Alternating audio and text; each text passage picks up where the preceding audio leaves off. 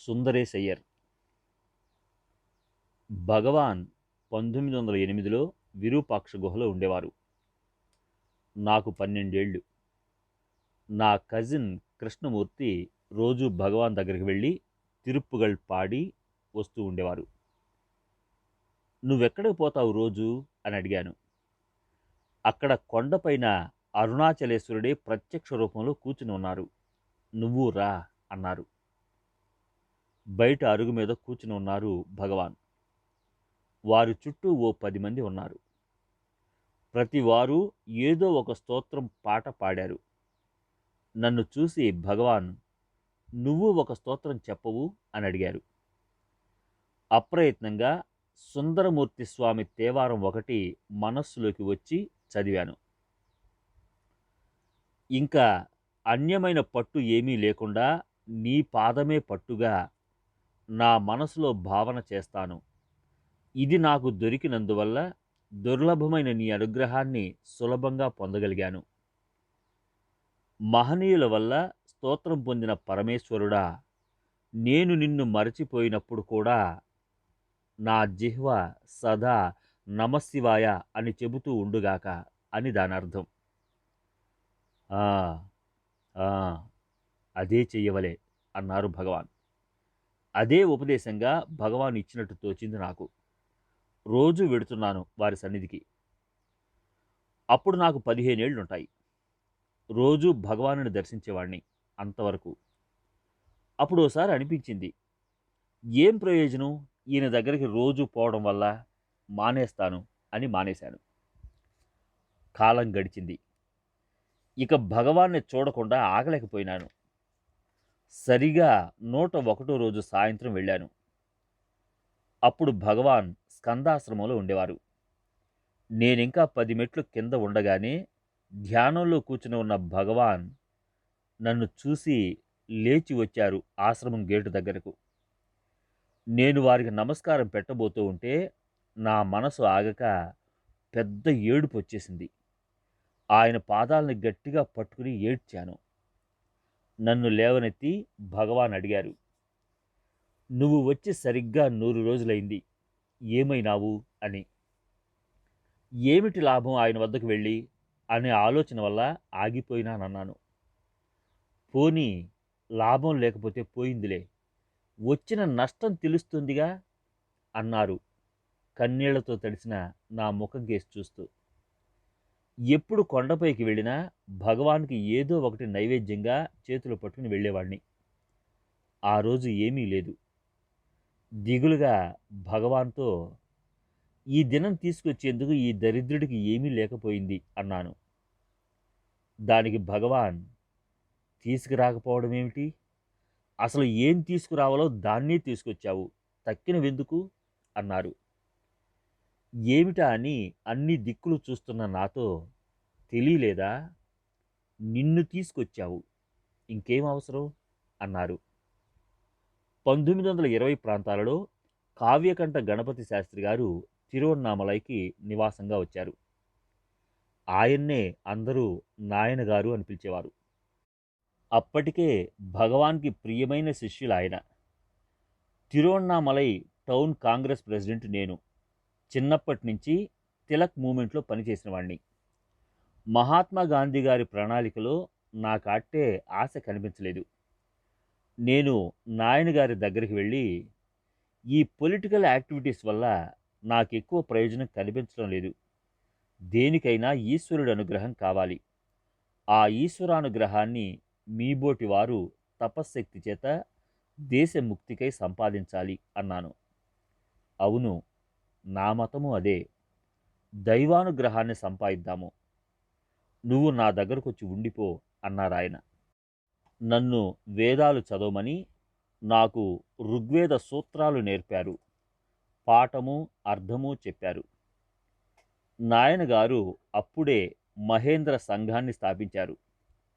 ఈశ్వర జప తప హోమాల ద్వారా దేశానికి స్వతంత్రం సంపాదించాలని దాని ముఖ్యోద్దేశం. ఇండియా అంతటా మెంబర్లు ఉన్నారు, ఓ 10,000 మంది. నేను సెక్రటరీని.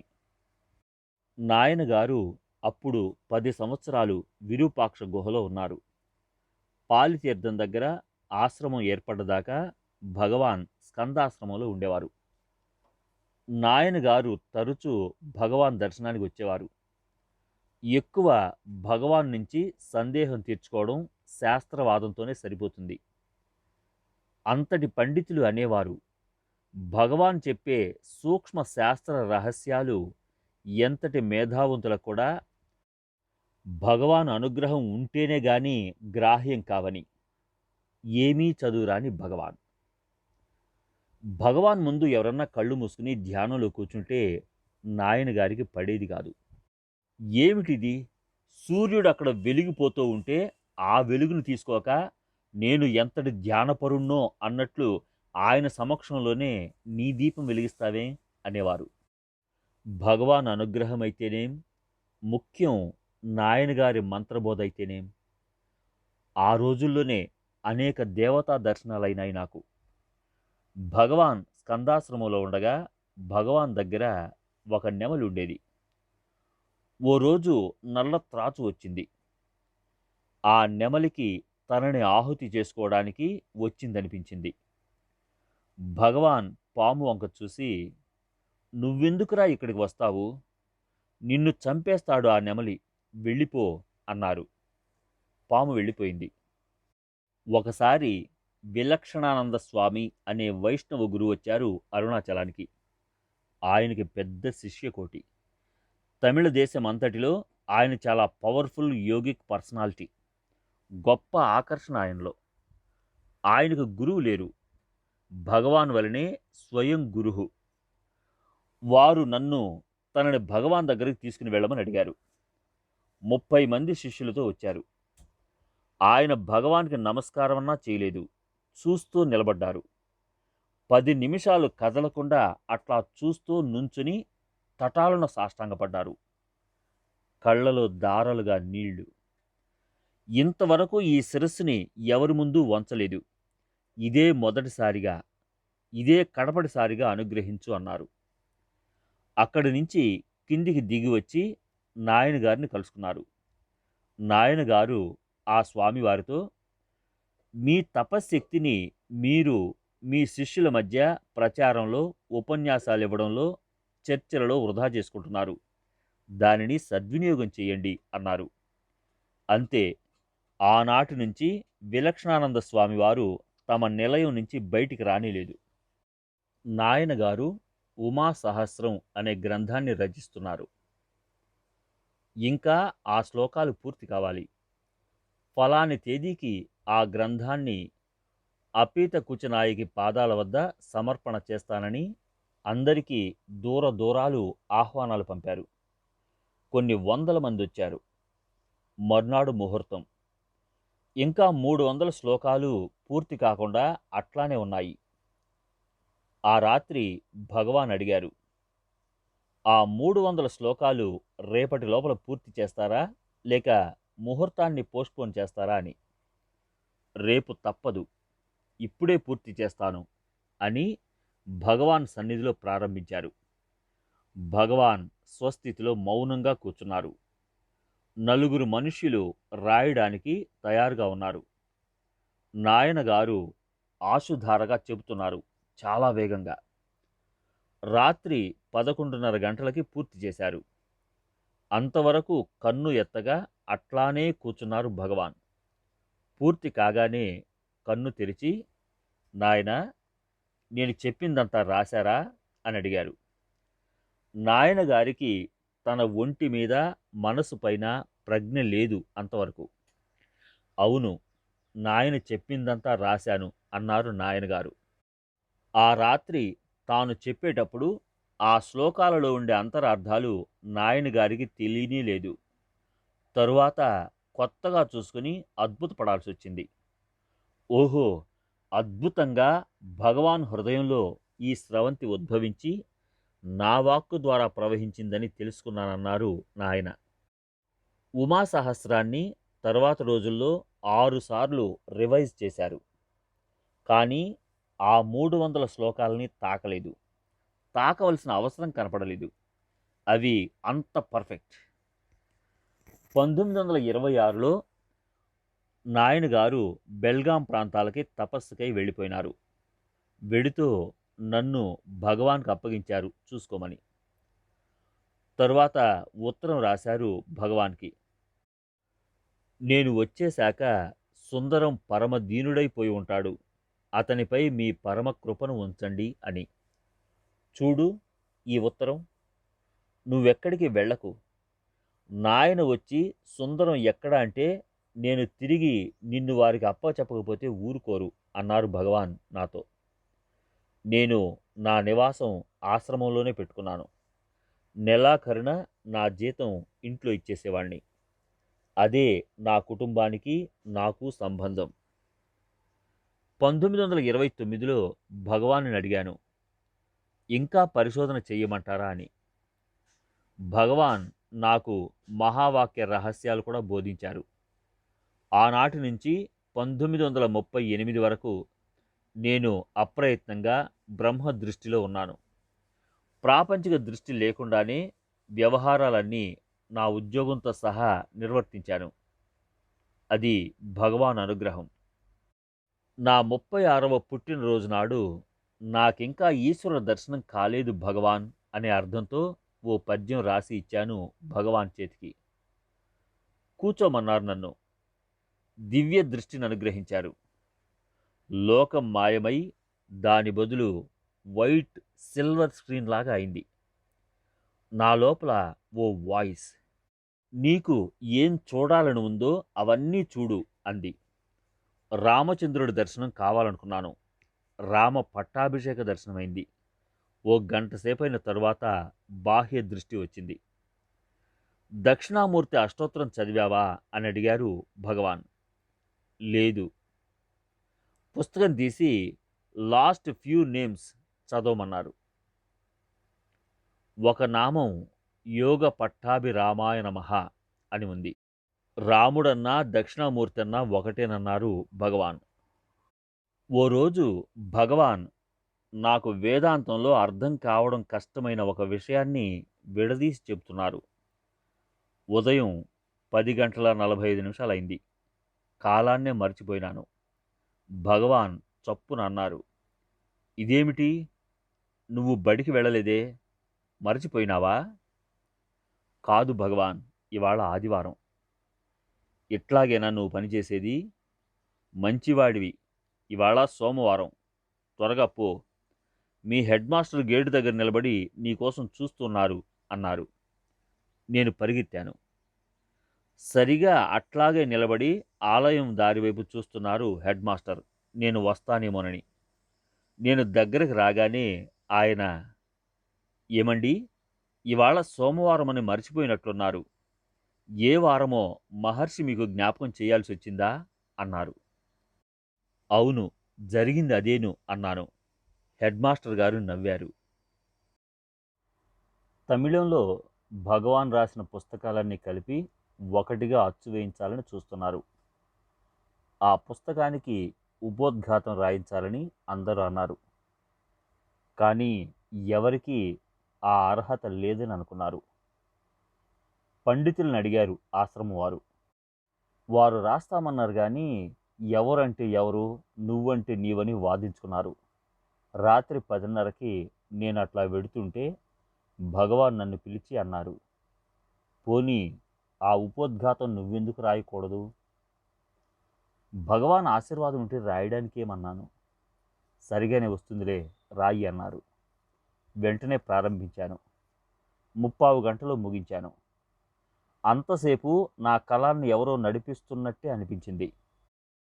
తెల్లారగట్ట 2ంటికి ఆ ఉపోద్ఘాతాన్ని భగవాన్ పాదాల ముందు పెట్టాను. మెచ్చుకున్నారు నేను రాసిన విధానాన్ని. సరే తీసుకుపో అని నేను వెడుతుంటే వెనక్కి పిలిచారు. ఈ ఉపోద్ఘాతానికి చివరి వాక్యం, ఈ పుస్తకం చదివే సాధకులకు పరమానంద స్వరూపమైన మోక్షాన్నిస్తుందని ఆశిస్తున్నాను అని రాశాను. ఆశించడం ఏమిటి, నిశ్చయంగా ఇస్తుంది అని దిద్దు అన్నారు. అంటే ఆయన అనుగ్రహం శాశ్వత ఆనందాన్ని కలిగించి తీరుతుందని భావం. దాంట్లో ఏ సందేహము లేదని నిరూపించారు కరుణామయులైన భగవాన్. పెరు దేశం నుంచి భార్యాభర్త వచ్చారు ఆశ్రమానికి. వాళ్ళు భగవాన్ని దర్శించి తమ కథనంతా చెప్పుకున్నారు. భగవాన్ విషయం చదివినప్పటి నుంచి జీసస్ తిరిగి భూమికి అవతరించినట్టుగా భావించి ఆయనను దర్శించుకోవాలని ఆశించారు. కానీ డబ్బు లేదు. ప్రతి వారము తమ జీతంలో కొంత దాచి కొన్నేళ్లకి స్టీమర్లో చాలా బీద ప్రయాణికుల క్రింద బయలుదేరారు. కొన్ని నెలల ప్రయాణం అవస్థలు పడ్డారు. వారి చరిత్రనంతా భగవాన్ జాగ్రత్తగా విని, ఇన్ని కష్టాలు పడి ఇంత దూరం ఎందుకు వచ్చారు? అక్కడి నుంచి నన్ను తలుచుకుంటే సరిపోదా? ఇక్కడికి వచ్చి నన్ను చూసినంత ఫలితము తృప్తి అక్కడే కలిగేది కదా మీకు అన్నారు. భగవాన్ మాటలు వారికి అర్థం కాలేదు. సాయంత్రం భగవాన్ వాళ్ళతో ఆ దేశం సంగతులు, అక్కడ వారు దినమంతా ఏం చేస్తూ ఉంటారో ఆ వివరాలన్నీ అడుగుతున్నారు. వాళ్ళు ఆ ఊరు, సముద్రం, బీచ్ ఇవన్నీ వర్ణిస్తున్నారు. భగవాన్, మీ ఊరి బీచి చలువరాతి పలకతో పరిచారు కదూ, మధ్య మధ్య కొబ్బరి చెట్లు నాటారు అవునా అన్నారు. వాళ్ళకు చాలా ఆశ్చర్యమైంది. మహర్షికి ఎట్లా తెలుసు అన్నారు. నాకు తెలిస్తేనేం, ఆత్మకు దూరము కాలము అనేవి లేవని మీకు తెలిస్తే చాలు అన్నారు. అప్పుడు వాళ్ళకు అర్థమైంది, వాళ్ళ ఊళ్ళో నుంచే భగవాన్ను తలుచుకున్న ఆయన కృప ఎలా వాళ్ళతో ఉండగలదో. భగవాన్ భక్తుడు మహాదేవయ్యర్ ఓ నెల రోజుల నుంచి మద్రాసులో ఎక్కెళ్లతో బాధపడుతున్నారు. ఆ జబ్బు నయం చేయమని ఆయన కూతురు భగవాన్ని ప్రార్థిస్తూ ఉత్తరం రాసింది. బెల్లము, సొంటి పొడు నూరు తింటే ఎక్కిళ్ళు నయమవుతాయని రాయమని మాధవస్వామి వైపు తిరిగి, తయారు చేసిన మందు మన దగ్గర ఉండాలి కదూ అని అడిగారు. మాధవస్వామి ఆ బుడ్డి తీసుకొచ్చాడు. దాన్ని కొంచెం భగవాన్ తీసుకొని భక్తులకి కొంచెం పంచిపెట్టారు. నేను నవ్వుతూ అన్నాను కదా, ఇంకా ఉత్తరం కూడా ఎందుకు, మహాదేవయ్యర్కి ఈ పాటికి ఎక్కెళ్ళు నయమై ఉంటాయని. ఆ సాయంత్రమే ఉత్తరం రాశాను. కానీ ఆ ఉత్తరం అందకుండానే మర్నాటికే ఉత్తరం వచ్చింది. మధ్యాహ్నం 1 గంట నుంచి అయ్యర్ గారికి ఎక్కిళ్ళు కట్టాయి అని. సరిగా అదే టైం భగవాన్ మందు తిన్నది. ఆశ్రమంలో ఒకరు కొబ్బరికాయలు కోస్తున్నారు.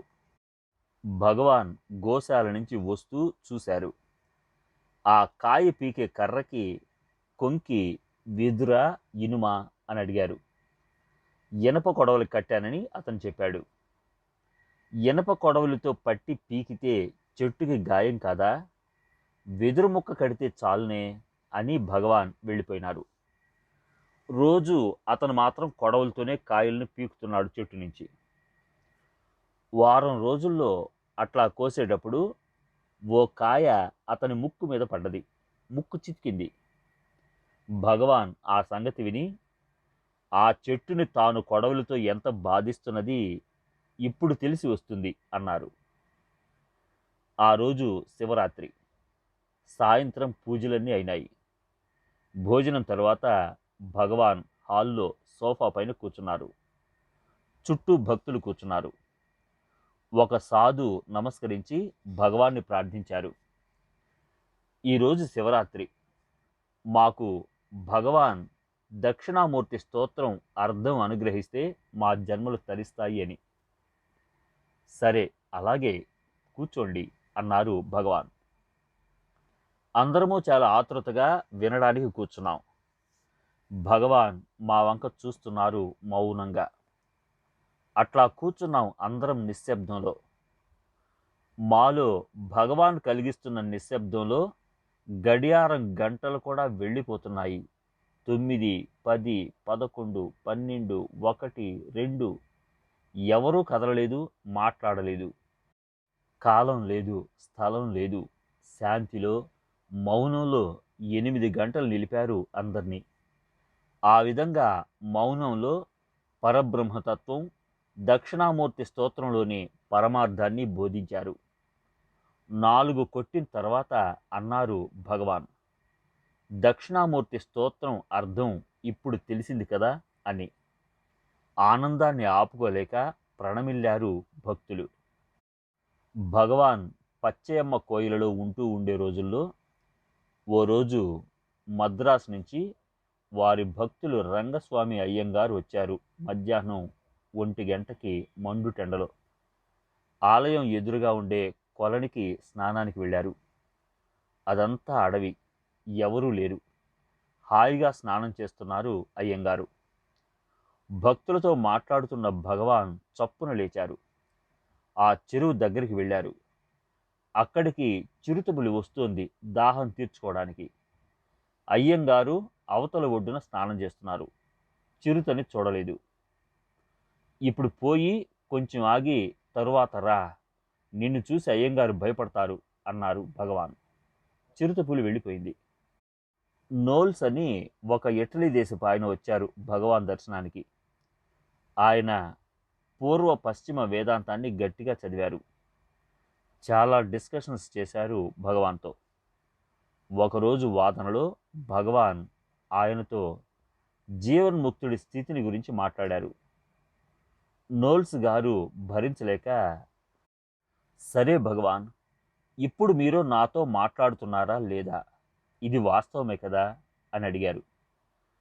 ఏం చెబుతారో భగవాన్ అని అందరూ ఎదురు చూస్తున్నారు.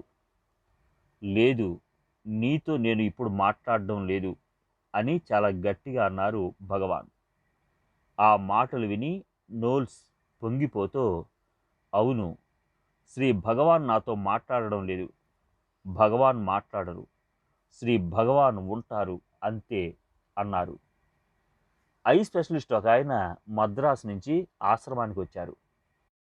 భగవాన్ కళ్ళజోడు సరిపుచ్చాల్సి ఉందని జ్ఞాపకం వచ్చి చిన్నస్వామి భగవాన్ అద్దాలని తెప్పించి చూపారు ఆయనకి.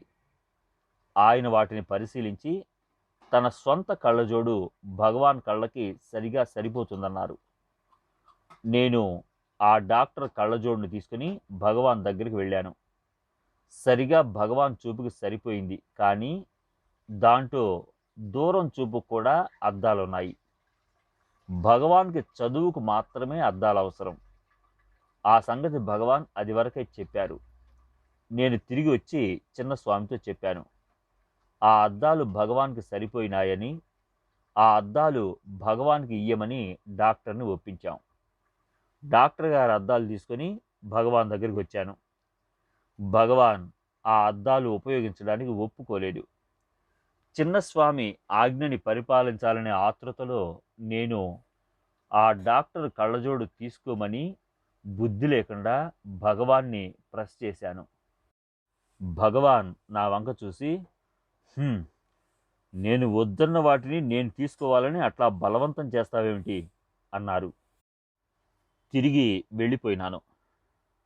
అది జయంతి ముందు రోజు. జయంతి పనుల్లో తిరుగుతున్నాను.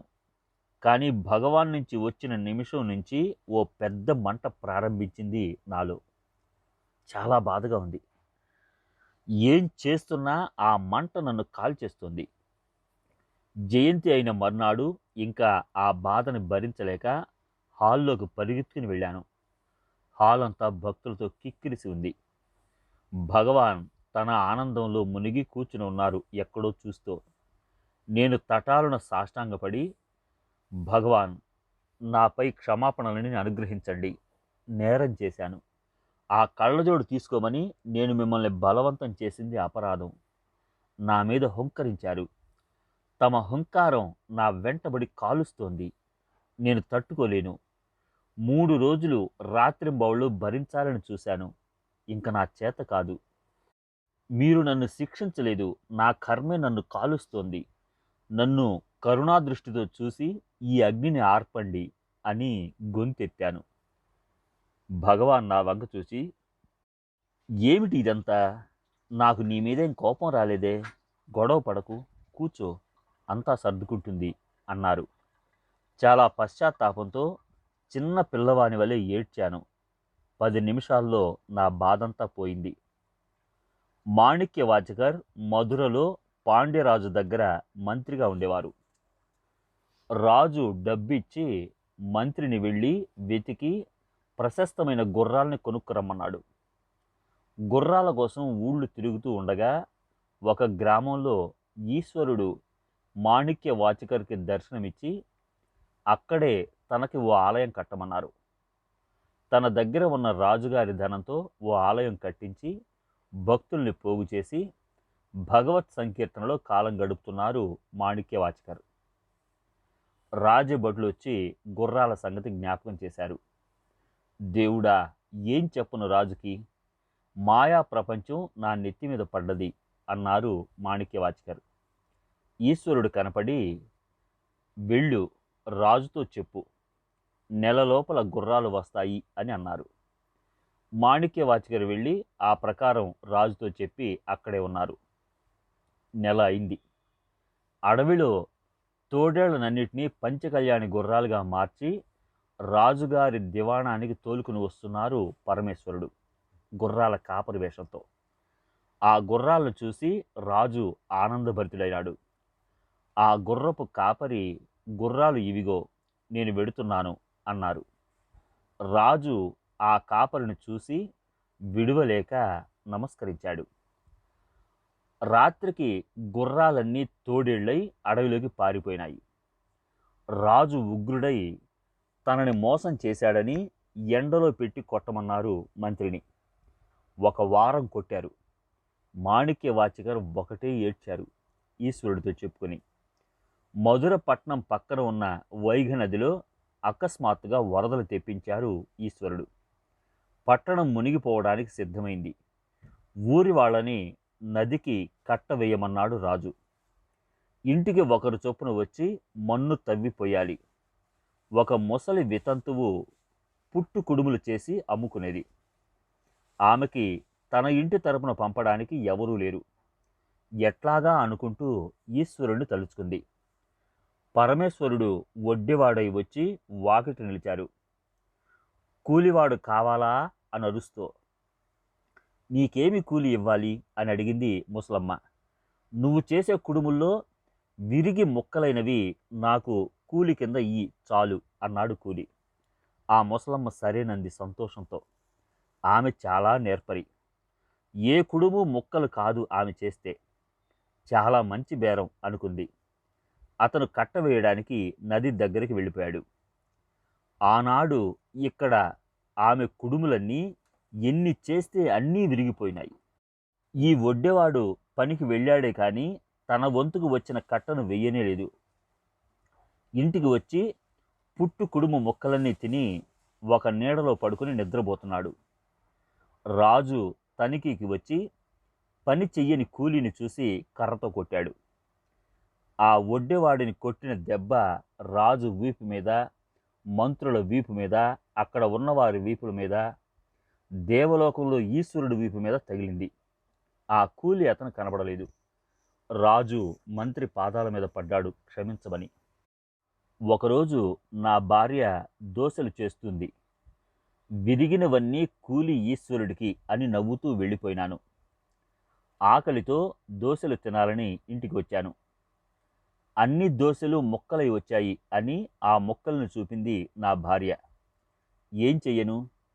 ఏమీ అనకుండా భగవాన్ దగ్గరికి తీసుకుని పోయి వారి ముందర పెట్టాను. ఏమిటిది అన్నారు. నా భార్య దోశలు చేస్తూ ఉంటే నవ్వులాటకి నేను మాణిక్యవాచకర్ కథలో మళ్ళీ విరిగినవన్నీ ఈశ్వరుడికి అనేసి వచ్చాను. ఒకటి సరిగా రాలేదు. ఈ ముక్కలన్నీ మీవి గనక మీకు తీసుకొచ్చాను అన్నాను. నవ్వుతూ ఆయన 4 ముక్కలు తిని తక్కినవి భక్తులకు పంచిపెట్టించారు. ఓ ఉదయం భగవాన్ స్నానం చేసి అడ్డంగా కట్టిన వెదురుగడ్డకి ఆరేసిన తన తువ్వాల్ని తీసుకుపోయినారు. అటు కొనాన ఆ గడకర్ర పైన ఓ పిచ్చుక గూటిని కట్టుకుని 3 గుడ్లు పెట్టింది. తువ్వాలు తీసుకుంటూ ఉంటే భగవాన్ చెయ్యి తగిలి గూడు ఊగి ఓ గుడ్డు కింద పడ్డది. వారు తన పరిచారకుడు మాధవుడితో, చూడు చూడు, ఈ ఉదయం నన్నెటువంటి పాపం చుట్టుకుందో అంటూ కింద పడ్డ ఆ గుడ్డును తీసి పరీక్షించారు. అది చితకలేదు గాని పగుళ్ళు వారింది, పెద్ద పగుళ్ళు. పాపం ఆ తల్లి తన గుడ్డు చితికిందని ఎంత ఏడుస్తుందో. తన గుడ్డుని నాశనం చేశానని నా మీద కోపగిస్తుంది కూడాను. ఈ పగిలిన గుడ్డు అతుక్కుని పిల్ల అవుతుందా చూద్దాం అంటూ ఓ గుడ్డ పేలికని ఆ గుడ్డు చుట్టూ చుట్టి ఆ పిట్ట గూట్లో పెట్టేశారు.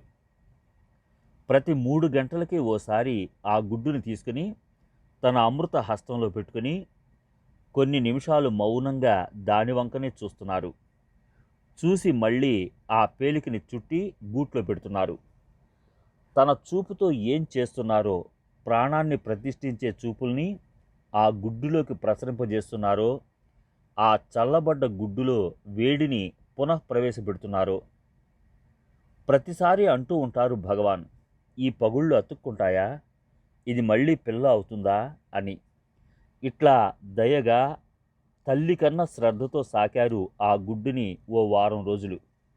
8వ రోజున ఆ పీలికని తీసేసి చిన్న కుర్రాడు సంతోషంతో ఎగురుతున్నట్టుగానే, చూడండి చూడండి పగుళ్ళు అతుక్కున్నాయి, ఇంకా తల్లి వ్యసన పడదు, ఈ ప్రాణాన్ని తీసిన పాపం నుంచి ఈశ్వరుడు నన్ను రక్షించారు, ఎప్పుడు పిల్ల బయటికి వస్తుందో చూడాలి అంటూ ప్రతిరోజు ఆ గూటిని కనిపెట్టే ఉన్నారు.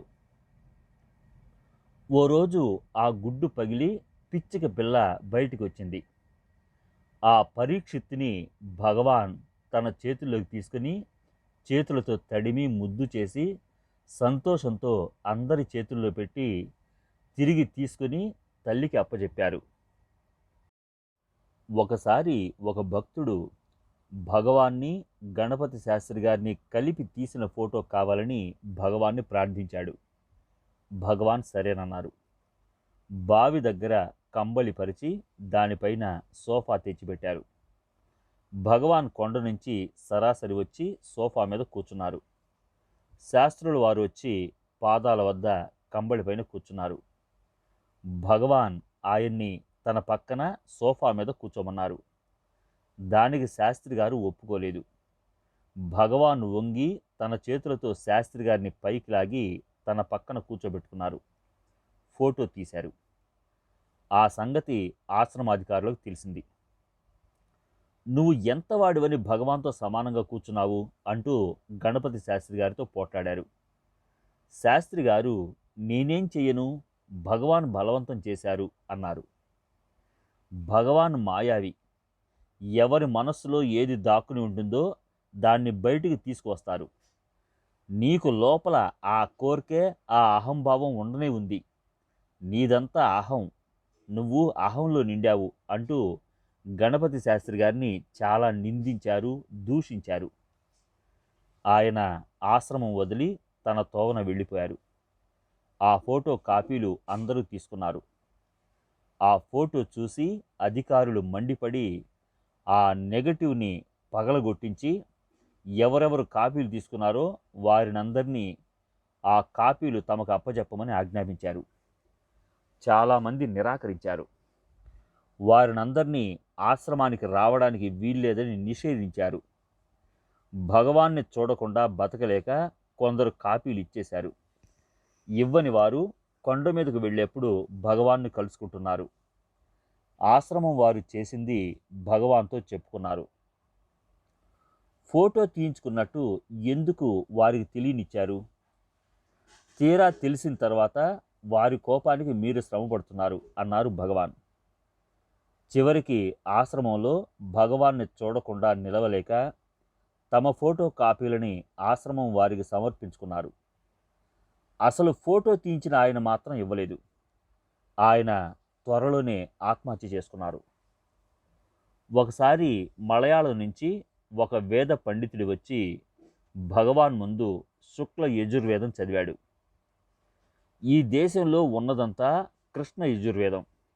అది విన్న తరువాత భగవాన్, ద్రావిడ వేదం మీరు ఎప్పుడన్నా విన్నారా అని అడిగారు. ఆ పండితులు తెల్లబోయినారు. మా సుందరేష్ చదువుతాడు వినండి అని నన్ను చూపారు. నేను అది వరకు భగవాన్ తమిళంలో రాసిన ఉన్నది నలుబదిని వేదస్వరాలకు కూర్చి భగవాన్ ముందు చదివి వారిని ఆనందపరిచాను. అది చదివాను ఇప్పుడు. అదెక్కడ దొరుకుతుంది? ఎవరు రచించారు? అది ఎంత ప్రాచీనం? ఇట్లాంటి ప్రశ్నలు కురిపించారు ఆ పండితులు. దానికి నేను, ఇది రమణోపనిషత్ అన్నాను. అందరూ నవ్వారు. గాంధీ గారి హత్య రోజుల్లో ఒక బ్రాహ్మడు భగవాన్ హాల్లోకి వచ్చి ఉగ్రంగా చూస్తూ, గాడ్సే గాంధీని చంపి వినుతికెక్కాడు. నేను నిన్ను చంపి కీర్తికెక్కుతాను అని బెదిరించాడు భగవాన్ని. చంపు నాయనా, నాకీ దేహభారం తప్పిపోతుంది అన్నారు భగవాన్. హాల్లో వాళ్ళు అతన్ని అటకాయించి తోసేయాలని చూశారు. కానీ భగవాన్ అతన్ని తన దగ్గరే ఉంచుకొని తనతో భోజనానికి తీసుకుని వెళ్ళారు. 2 రోజులు ఆశ్రమంలో ఉండిపోయినాడు అతను. 3వ రోజున అతను భగవాన్ దగ్గరికి పోయి, నన్ను క్షమించండి, నాకు మతి స్థిమితం ఉండుండి తప్పిపోతూ ఉంటుంది, నా మతి సరిగ్గా ఉండేట్టు ఏదన్నా ఉపదేశించండి అన్నాడు. గాయత్రి చెయ్యి అన్నారు భగవాన్. కొన్ని నెలల్లో తిరిగి వచ్చాడు అతను, పిచ్చి అంతా పోయి గొప్ప భక్తితో. పార్వతి ఈశ్వరుడి శరీరంలో అర్ధభాగాన్ని వాంఛించి అరుణాచలం పైన తపస్సు చేస్తున్నది. మహిషాసురుడు గొప్ప శివభక్తుడు. శివలింగం అతని కంఠంలో ఉంటుంది. దాన్ని సదా ఆరాధిస్తాడు. కనుక అతను కంఠారాధుడు. అతను పార్వతిని మోహించాడు. పార్వతి అతన్ని సంహరించింది. ఆ సందర్భంలో ఆ అసురుడి కంఠంలోని లింగం పార్వతి చేతిలోకి వచ్చింది. కానీ అది చేతి నుంచి ఊడిరాదు. అప్పుడు పార్వతి ఈశ్వరుని ప్రార్థించింది. పార్వతిని ఆమె చేతిలోని ఖడ్గంతో అక్కడ ఉన్న రాతి పైన కొట్టమన్నారు ఈశ్వరుడు. కొట్టగానే తీర్థమైంది. దాని పేరే ఖడ్గతీర్థం. దాంట్లో స్నానం చేసేప్పటికీ లింగం ఊడి ఒడ్డున పడ్డది. లింగాన్ని అక్కడే ప్రతిష్ఠించమన్నారు ఈశ్వరుడు. అదే ఈ ఊరి ఈ దుర్గగుడి. ఆ గుడి శిథిలమైతే దాని ధర్మకర్తలు బాగు చేస్తున్నారు. ఆ కాలంలోనే ఒక రాత్రి భగవాన్ గిరి ప్రదక్షిణం చేస్తూ ఆ దుర్గాలయం దగ్గరకు వచ్చి లోపలికి వెళ్ళారు. అక్కడ ఉన్న శ్రీచక్రాన్ని చూశారు. రాత్రి 2 గంటలు. అక్కడి కావలి అతను ధర్మకర్తతో చెప్పాడు. ధర్మకర్త వచ్చాడు. భగవాన్ అతనికి ఆ చక్రాన్ని చూపి దాంట్లో లోపం ఉందన్నారు. వారు ఆ శిల్పిని అప్పటికప్పుడు పిలిపించారు. భగవాన్ అక్కడే కూర్చుని శ్రీచక్రాన్ని సవరింపచేశారు. సూర్యోదయం లోపల పని పూర్తయింది. భగవాన్ తన చేత్తో ఆ శ్రీచక్రాన్ని ప్రతిష్ఠించారు. ఆ రోజు అమావాస్య. భోజనశాలలో అందరూ ఇడ్లీకి కాఫీకి కూర్చునున్నారు. నేను నుంచుని చూస్తున్నాను. భగవాన్ నన్ను చూసి, ఏం సుందరేష్, నువ్వు కూర్చోవేం అన్నారు.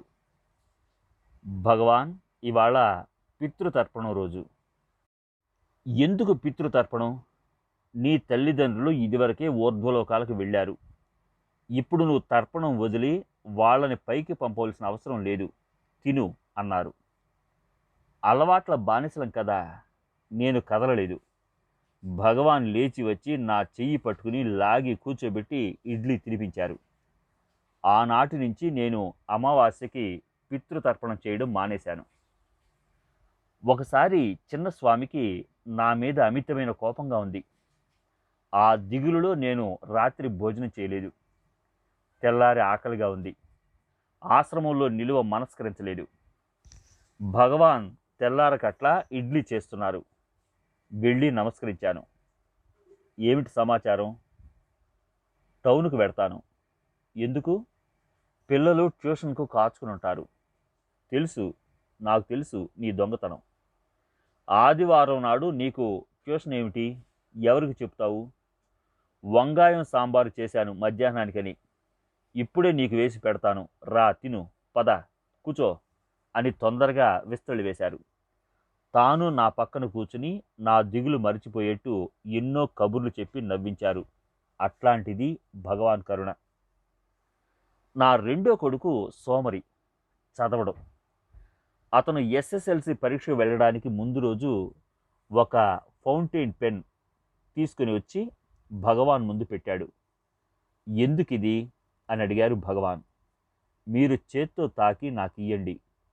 ఏమి విశేషం? నేను పరీక్షకు పెడుతున్నాను, పాస్ కావడం కోసం. చదివితే పాస్ అవుతావు, నువ్వు చదవవు, ఎట్లా పాస్ అవుతావు? చదువెందుకు, మీరు బ్లెస్ చేస్తే చాలు. నవ్వి ఆ కలంతో ఓసారి రాసి తిరిగి ఇచ్చారు భగవాన్. అతను పాస్ అయినాడు. ఆశ్రమంలో ఆ రోజుల్లో నేనే ఫారెన్ కరస్పాండెన్స్ చూసి జవాబులు ఇచ్చేవాడిని. ముందు డ్రాఫ్ట్ తయారు చేసి భగవాన్ ముందు పెట్టి వారి సజెషన్స్ తీసుకొని వాటిని ఆ ప్రకారం మార్చి పంపేవాడిని.